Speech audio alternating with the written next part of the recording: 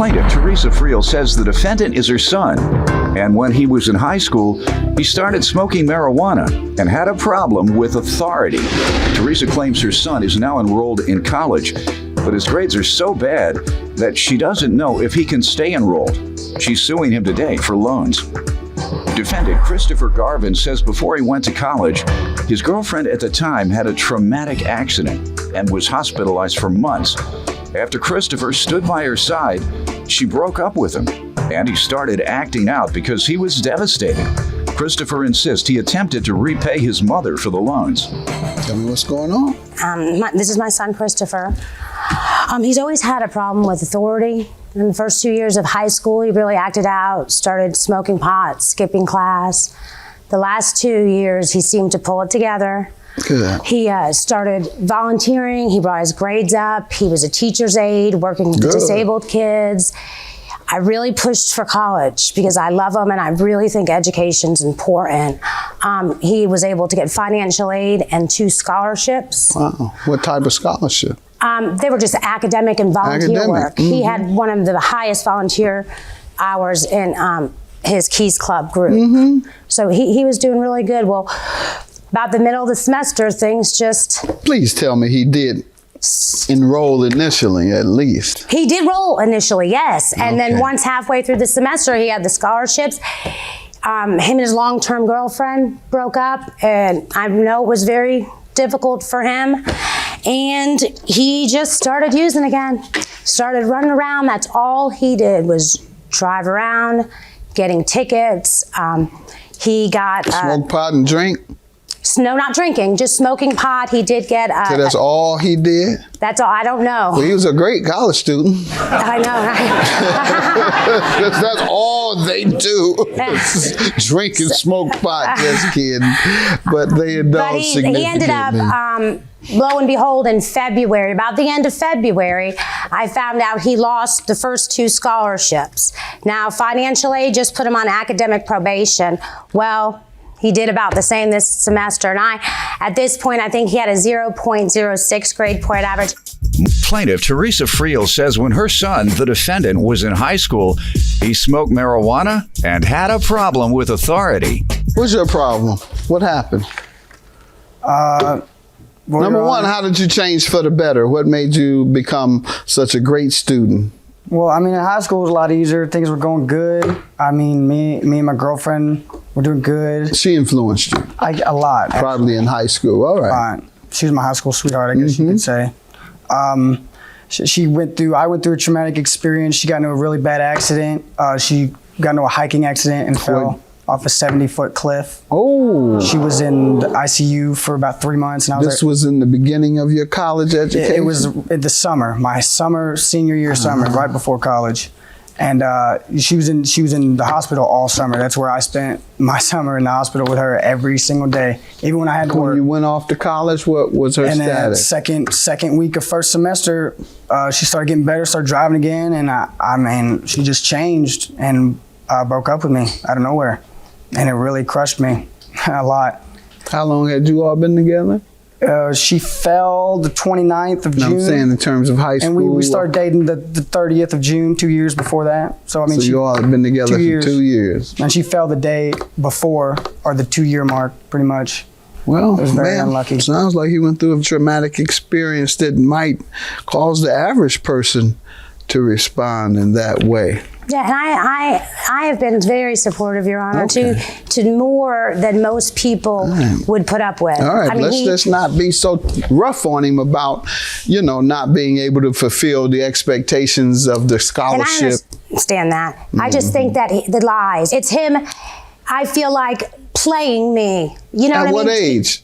About 18, 19. Oh, please. All kids play their parents at 18. I ain't nothing but an ATM to get lies to get it out. Please, are you kidding me? And I do admit I regret a lot. I know you lie to get stuff out of it. You don't have to admit to me. Go ahead. What's that? I do regret a lot of the things I've put her through. I've lied. Right. I've stole. I was never home. What have you stole from her? Money. All right. How much? $100. All right. Join my sons. and my car, and he's just stole my car. You go quite that far. I borrowed the car. Without asking me. I think he's a fine kid. I'll be honest with you. If he is not involved in any criminal activity, I know most of these college kids are at the very least drinking a lot. And many of them smoking pot. And in my opinion, smoking pot is a lot less dangerous than being intoxicated on a regular basis.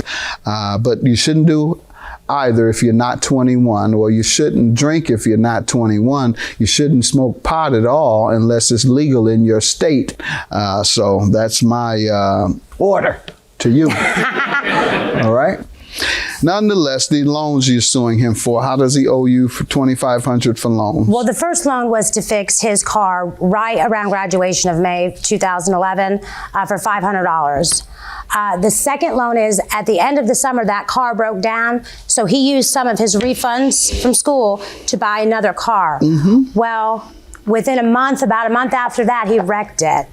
And in November of 2011, I reluctantly loaned him an additional $2,000, but he agreed to sign a promissory note, and in that promissory note, that car was supposed to be used as collateral. So if he didn't pay that in full by February of 2012 with his scholarship, because at this point, I don't know he lost his scholarships, because this is the first part of the semester he had them still, obviously. So he was supposed to pay that back. Well, then he pawned the car title, so I wasn't able to take ownership of the car when he failed to pay. Now, I have been... Pawned it to whom? He pawned it to a company over the internet. Then the car, of course, was repossessed by the company out of Florida, and I have been trying to work with him. I mean, I have even said $25 a week. I mean, he doesn't want to be held responsible, and this is just accountability. He is a good kid. Sir, what do you say about this? The car wreck was bad. I just got the car, it's 2 weeks into having it, and then it was a whole nother $2,000 job just to fix up the body. Got it back, and I planned on paying her back the money by February 11th, and I had a lot of speeding tickets come up and a lot of fines, court costs. And that's one of the main reasons I pawned the title. Did you explain all that to her? Yes. Well, what's your defense today? It wasn't as understanding as I wanted her to be. Middle of March, I got my tax refund check, and I gave her permission to take over the whole operation of that. Like, she was gonna file them for me, so she would get the money and I wouldn't have to worry about it. All right, you admit that you still owe, though? Yeah, but I don't believe that I owed the whole $2,500 amount. Why? Because of the tax refund check.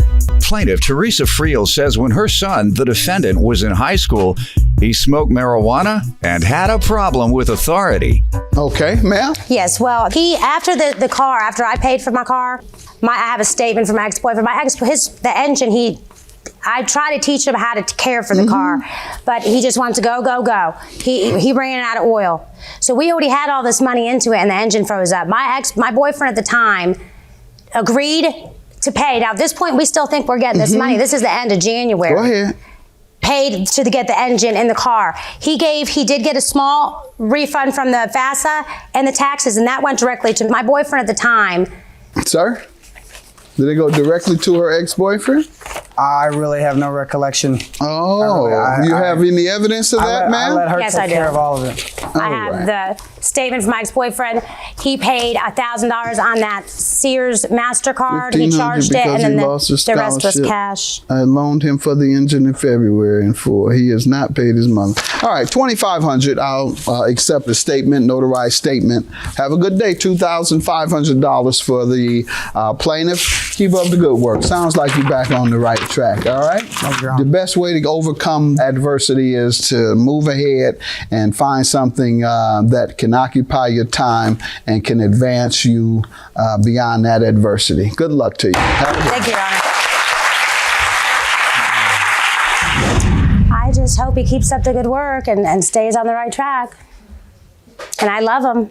I mean, he needs to take responsibility. I mean, I'm trying as hard as I can, and all I can do is try harder and just stay up there and not go back down to where I was.